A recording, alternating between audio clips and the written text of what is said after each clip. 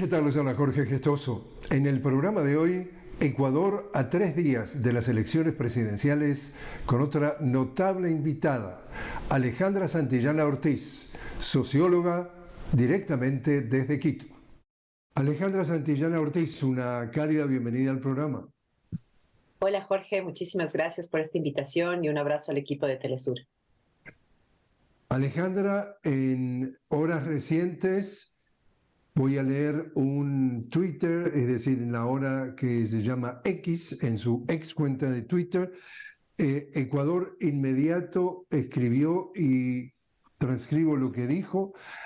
Previo a las elecciones del 15 de octubre, el presidente de la CONAE, es decir, estamos hablando de la Confederación de Nacionalidades Indígenas del Ecuador, estamos hablando del señor Leonidas Issa, señaló que, entre comillas, en este momento corresponde luchar contra las políticas neoliberales, hay que enfrentar a la derecha ecuatoriana que está acabando el país. Esto sucede a 3 días de las elecciones presidenciales. Estamos hablando de que, para pintarlo de una manera muy sencilla, la derecha, representada por Daniel Noboa, se enfrenta al progresismo de Correa, representado por Luisa González, y hasta el momento creo que no había habido ninguno de los otros participantes que claramente, o protagonistas de la vida política del Ecuador, que claramente hubiera salido a respaldar al correísmo. ¿Cómo lees tú este mensaje de Leonidas Issa? Bueno, es importante para la audiencia que nos escucha entender primero qué es la CONAIE, ¿no? La CONAIE, como bien decía Jorge, es esta organización, digamos, que representa a pueblos y nacionalidades del Ecuador y que fue creada en 1986 y que a lo largo de estos más de 40 años, digamos, ha tenido una trayectoria fundamental en la vida política del Ecuador. La CONAIE es probablemente la organización histórica más importante del país, no solamente para los pueblos indígenas, sino en general para el campo popular organizado y para los escenarios políticos, ¿no? Ha sido protagonista de levantamientos y paros a lo largo de todas estas décadas y ha sido sin duda la organización que más ha logrado representar los diferentes intereses y demandas de los sectores populares organizados a lo largo de todo este tiempo, ¿no? Entonces, es importante entender que si hay protagonistas en el paro del 2019 y en el 2022, es sin duda la CONAIE y el compañero Leonidas Issa Salazar, que es ahora el actual presidente, ¿no? Yo creo que es importante, digamos, más allá de esa, digamos, cita textual que hace Ecuador Inmediato a lo que ha planteado Leonidas, la entrevista completa que le hacen a Leonidas en el programa de Fabricio Vela, que es un reconocido periodista en el Ecuador, digamos, es mucho más amplia y sitúa algunos elementos que me parecen centrales en la discusión del análisis político. Lo primero este es un momento, digamos, en donde lo que se está nombrando ahora es la crisis, ¿no? Cuando Leonidas dice el país está destruyendo por culpa de la derecha, está nombrando una crisis, digamos, que es una crisis económica, es una crisis de las instituciones públicas y del desmantelamiento público, digamos, de toda la posibilidad que tiene el Estado en nuestros países. Estamos hablando de una crisis económica que está muy atada con el ajuste estructural y las políticas, digamos, de endeudamiento con el Fondo Monetario Internacional y el cumplimiento de los intereses del fondo por encima de los derechos y de las grandes mayorías.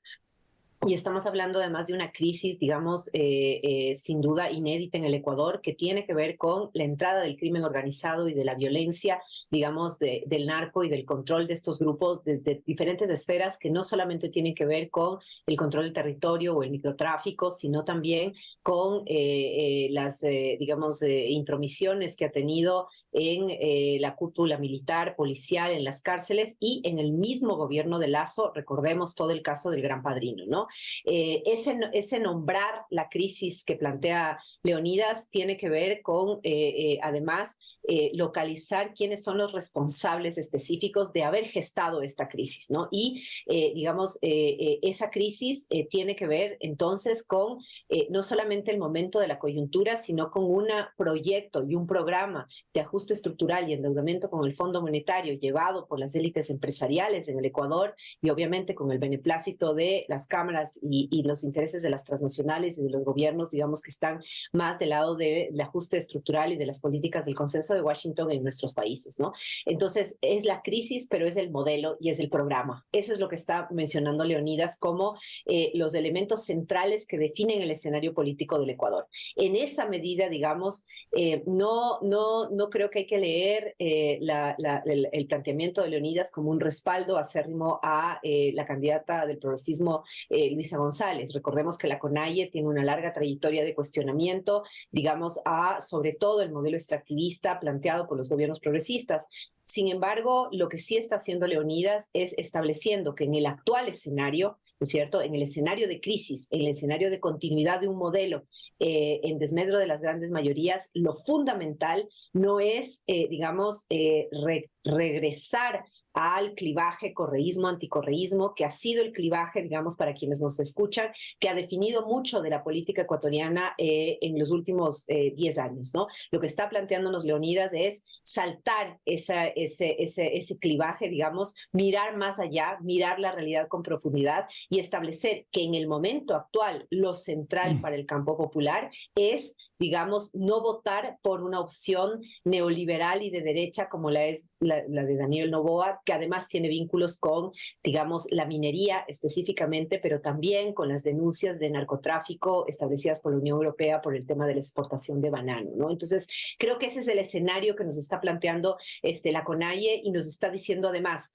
la señora Luisa González está acogiendo gran parte de las demandas de la CONAIE planteadas en el paro del 2022, y sin embargo todavía no nos queda claro cómo las va a llevar, sobre todo porque el elemento ahí, digamos, central de disputa tiene que ver con el modelo extractivista y la posición frente a la minería a gran escala, digamos, que ha sido uno de los elementos de conflictividad más importantes, digamos, entre el movimiento indígena y los gobiernos de turno. Dos debates presidenciales. En el primer debate, las encuestas dicen que le daba una pequeña ventaja al candidato de derecha, a Daniel Noboa.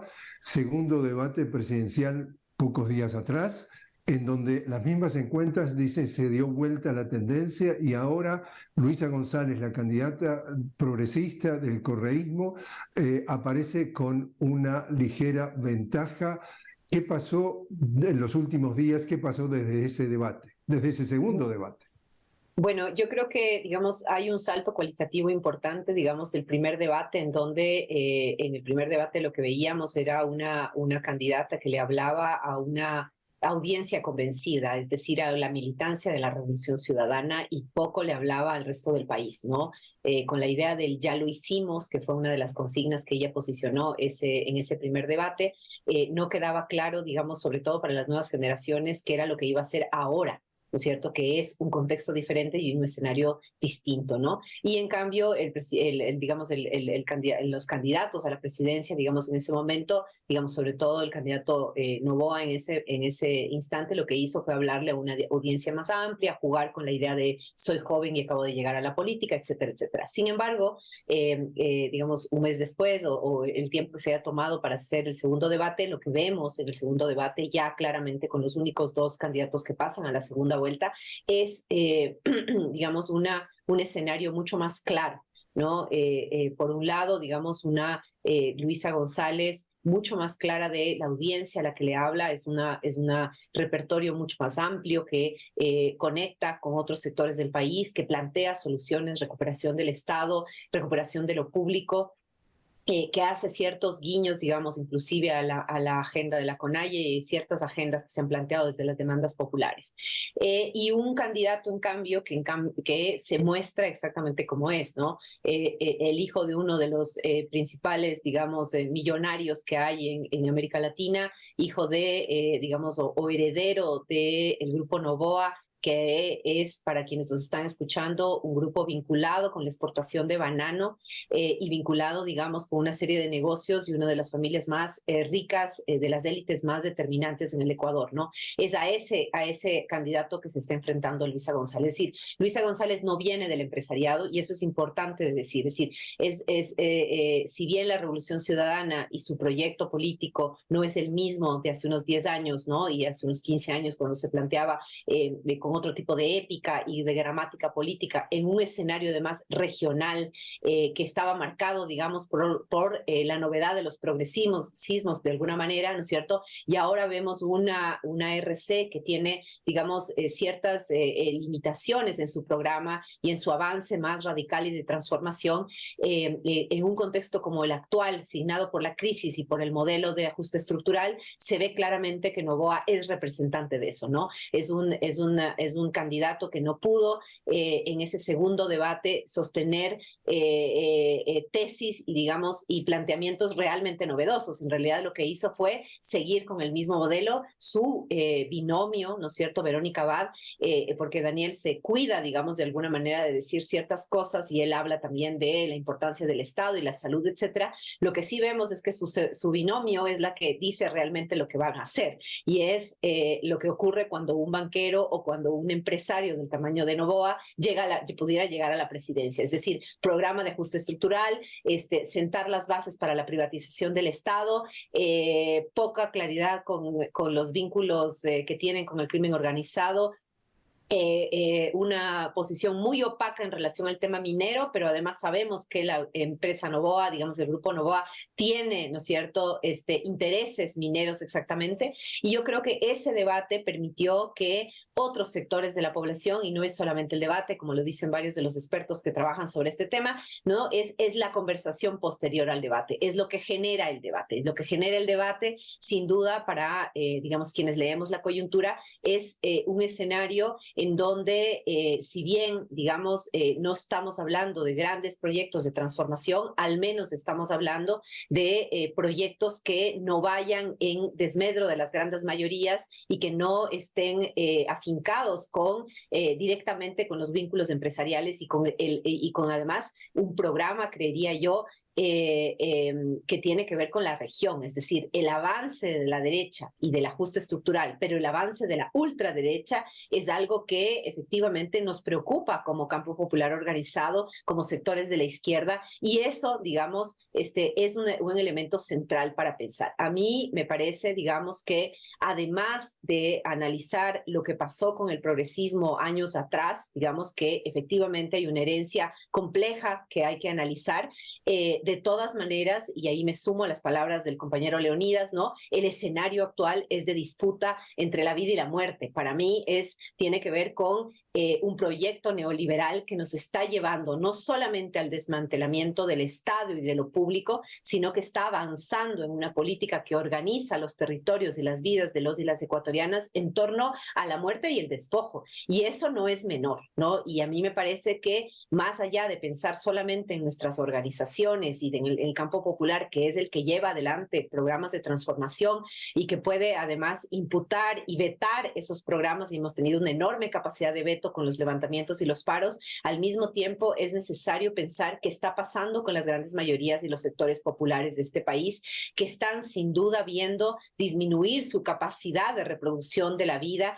y están viviendo con violencia permanente producto de ese programa de ajuste estructural de los últimos 2 gobiernos. Yo creo que ese es el escenario y sobre ese escenario tenemos que pensar creativamente, ¿no? Como bien dice la CONAIE también y como dicen varias organizaciones, quien sea que llegue finalmente a la presidencia, igual de todas maneras se va a encontrar con voces críticas que van a plantear elementos centrales. La diferencia es entre un escenario, ¿no es cierto?, de muerte, de ajuste estructural y otro escenario, digamos, con políticas desde el progresismo que de alguna manera generan fisuras y posibilidades de disputa, ¿no?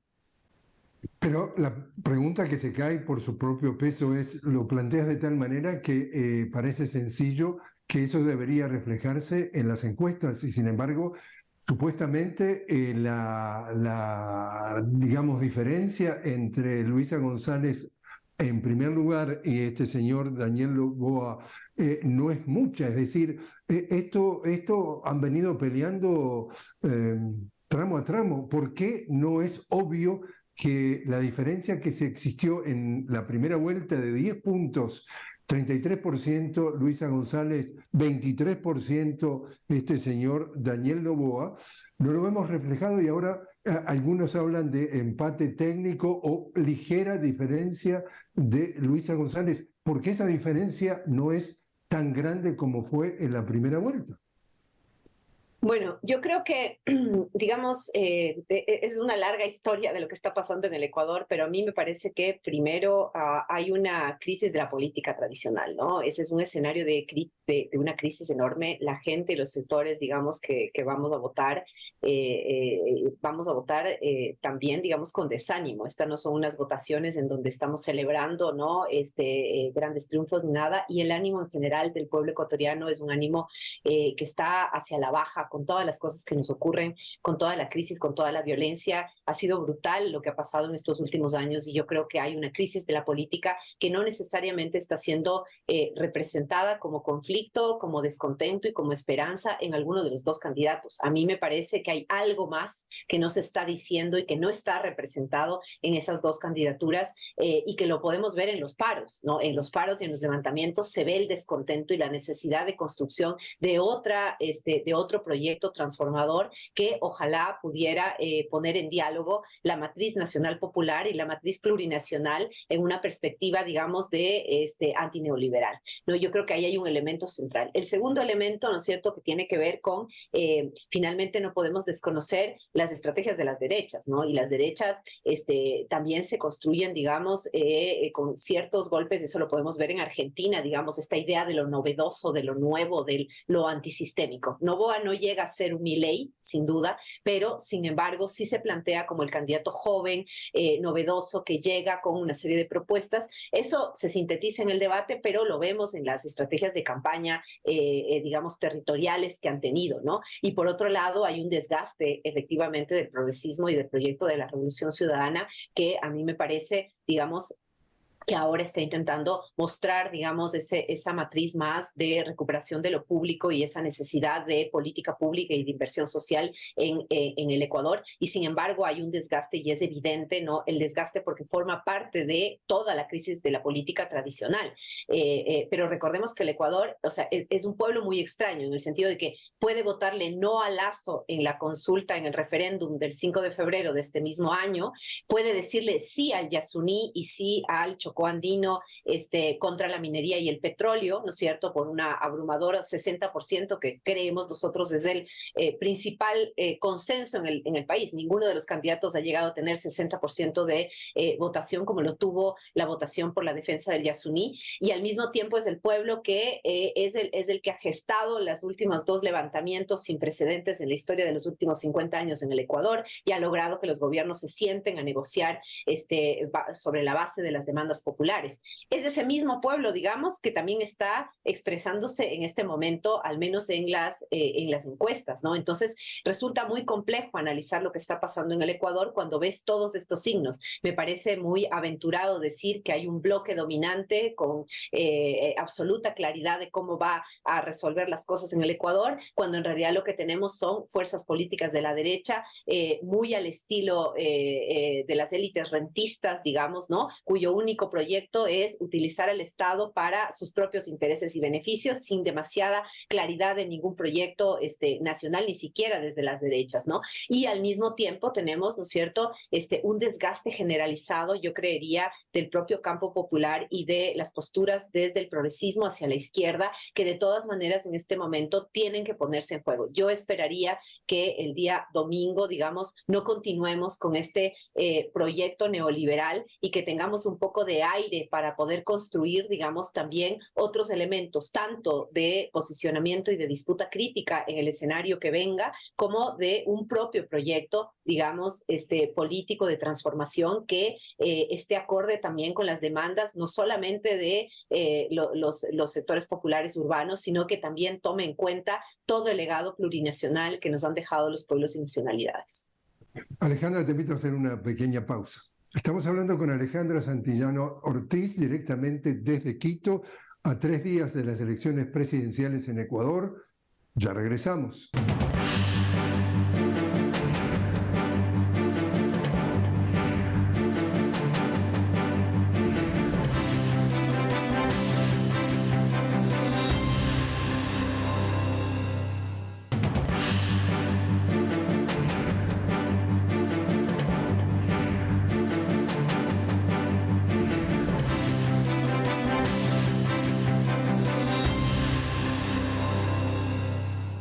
Continuamos hablando con Alejandra Santillana Ortiz directamente desde Quito a 3 días de las elecciones presidenciales en Ecuador. Alejandra, voto obligatorio, pero ¿qué anticipas tú que pueda ser los indecisos? ¿Qué papel pueden jugar y cómo tú estás leyendo para qué lado eventualmente podrían volcarse? Bueno, yo creo que estas últimas 2 semanas, y sobre todo a partir del debate, hay otro elemento que está poniéndose en juego en el escenario y que no sabemos si es que va a definir el voto del domingo 15 de octubre y que tiene que ver con una estrategia de los sectores más hacia la derecha, digamos, ¿no? Que están culpabilizando al correísmo de lo que ocurrió, digamos, con el asesinato de Fernando Villavicencio, pero también con el asesinato de los 7 personas implicadas en ese hecho lamentable, ¿no? Creo que ese escenario está gestado por la derecha y que está buscando, digamos, colocar la idea de que el progresismo y la candidata Luisa González está involucrada directamente con esto y que son los responsables de la violencia en el Ecuador. A mí me parece que esa es una estrategia muy peligrosa por parte de las derechas, es una estrategia, digamos, que es muy preocupante porque lo que nos muestra es efectivamente el poco interés por la democracia y la construcción de un escenario aún más violento, ¿no? Yo esperaría que eso que no les está funcionando totalmente en el imaginario de la gente no sea algo que pese en el momento de las decisiones. Creo que también, precisamente por el carácter de las elecciones actuales, por la manera en cómo fue convocado después de la muerte cruzada y por el desánimo y la crisis de la política, los indecisos van a jugar un elemento central en el momento de la votación, sin duda alguna, ¿no? Mucha gente tomará su decisión un día antes o en el momento que está votando, después de conversar con sus espacios y después de ver algunos elementos, entonces creo que eso va a ser central. Y lo tercero es que, digamos, yo esperaría y confiaría en que el pueblo ecuatoriano, que nos ha mostrado su sabiduría a lo largo de estos varios momentos, tanto electorales como de movilización, vuelva a mostrar esa sabiduría y no opte por la continuación del ajuste estructural y por tener un presidente directamente puesto por las cámaras empresariales en este momento. ¿Cómo crees tú que pueda ser, digamos, a medida que se conozcan los resultados, que aparezca alguien que diga hubo fraude?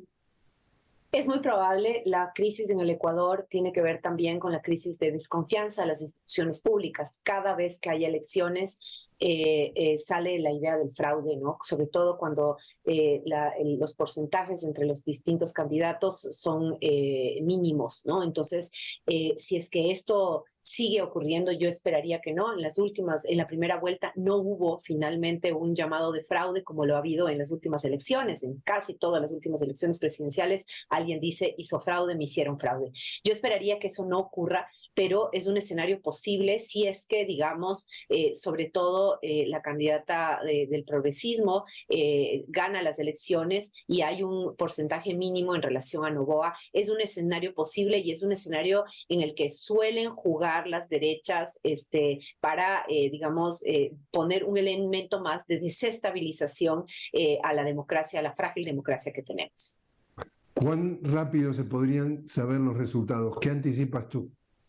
Bueno, nosotros, yo creo que hacia las, no sé, 9, 10 de la noche de ese día podríamos tener mucha más claridad en términos de los resultados, ¿no? Me parece que hacia esa hora, 10, 11 de la noche del día domingo, podemos tener más claridad, siempre y cuando no haya estas alertas de fraude o algún elemento que no estamos viendo todavía en el escenario y que es preocupante en el caso del Ecuador, porque recordemos que el asesinato a Villavicencio fue días antes de las elecciones y porque el clima de violencia marca definitivamente también la confianza en las instituciones públicas.